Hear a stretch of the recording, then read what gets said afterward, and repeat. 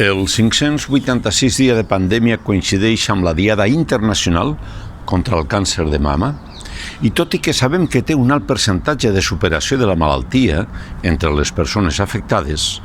convé reivindicar l'augment d'investigació sobre les malalties rares en general. Per un altre cantó, la societat valenciana compromesa es troba preocupada pel projecte d'ampliació del port,